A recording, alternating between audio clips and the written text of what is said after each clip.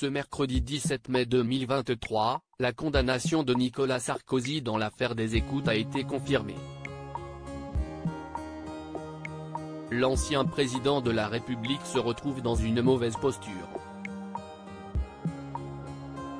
Ce mercredi 17 mai 2023, Nicolas Sarkozy a été condamné en appel à Paris à 3 ans d'emprisonnement dont un an ferme à exécuter sous bracelet électronique pour corruption et trafic d'influence. L'ex-président va former un pourvoi en cassation, a annoncé dans la foulée son avocate Jacqueline Lafont. Nicolas Sarkozy est innocent des faits qui lui sont reprochés. Nous irons jusqu'au bout du chemin judiciaire, a-t-elle confié, parlant d'une décision stupéfiante.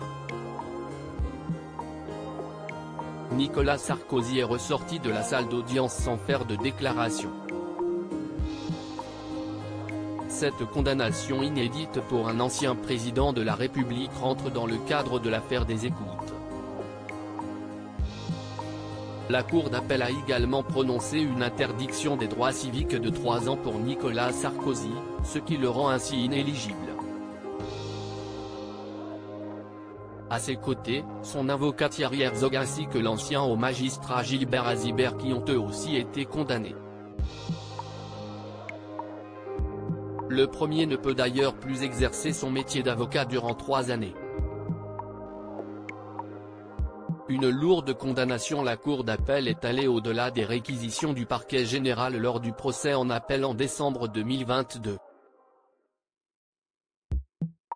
En effet, 3 ans de prison totalement assortis du sursis avaient été requis.